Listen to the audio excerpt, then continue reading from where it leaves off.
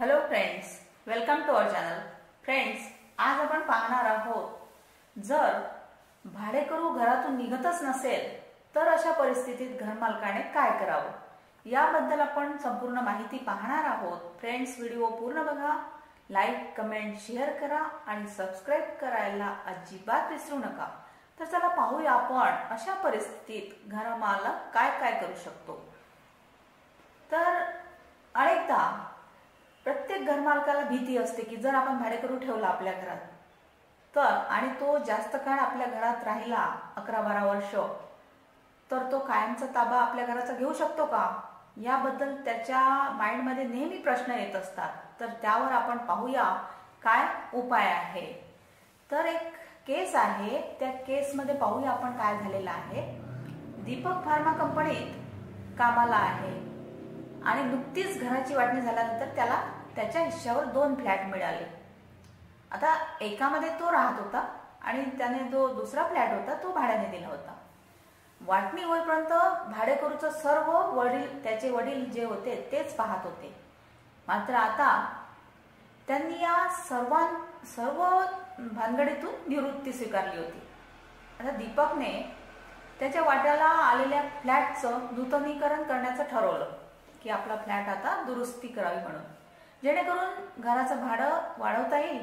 आणि दुसऱ्या दिवशी भाडेकरूला त्यांनी आपला निर्णय कळवला. आता घराचं रिनोव्हेशन करायचं म्हणजे घर खाली करावे लागेल, नंतर भाडेही वाढवणार. भाडे वाढवणार हे समजल्यानंतर भाडेकरूने घर खाली करण्यास नकार दिला. आता गेल्या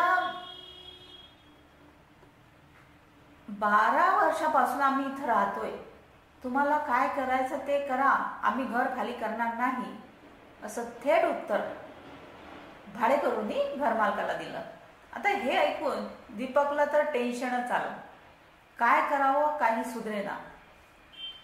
तर अनेकदा भाडेकरू दीर्घकाळ राहून घरावर हक्क सांगतात. आता अशा परिस्थितीत घरमालकाला भीती वाटते. या परिस्थितीत कायदा देखील काही विशिष्ट परिस्थितीत भाडेकरूंना दीर्घ कालावधीसाठी घर ताब्यात ठेवल्यानंतर मालमत्ता ताब्यात घेण्याचा अधिकार देतो.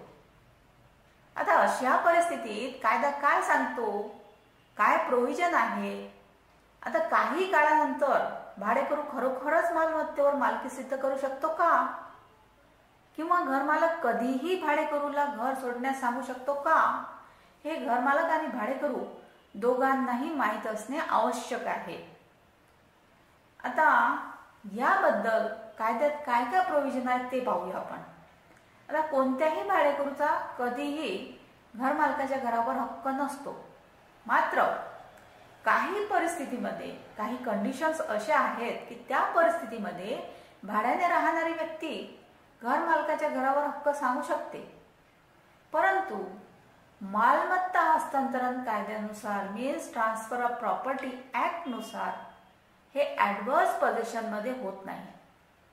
आता यामध्ये मालमत्ता ताब्यात असलेल्या व्यक्तीलाही ती विकण्याचा अधिकार आहे.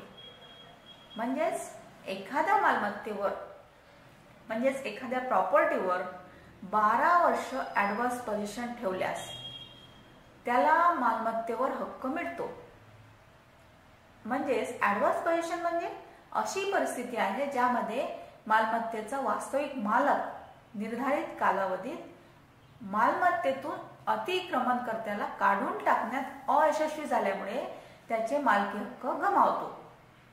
आता उदाहरण पाहूया. उदाहरणार्थ, जर एखाद्या व्यक्तीने त्याची मालमत्ता त्याच्या ओळखीच्या व्यक्तीला तेथे राहण्यासाठी दिली असेल आणि तो तेथे 11 वर्षापेक्षा जास्त काळ राहत असेल, म्हणजेच 11 वर्षापासून जास्त काळ तो तिथे आहे वास्तव्यास, तर तो मालमत्तेवर हक्क सांगू शकतो. या उलट भाडेकरू असेल आणि घरमालक वेळोवेळी भाडे करार करत असेल, पहा, लक्षात ठेवा, महत्वाची गोष्ट आहे, जर भाडेकरू आहे तुमच्या घरात आणि घरमालक त्या भाडेकरूकडून वेळोवेळी न्यू भाडे करार करत असेल तर त्यांना कोणतीही अडचण येणार नाही. या स्थितीत त्यांची मालमत्ता कोणीही ताब्यात घेऊ शकत नाही.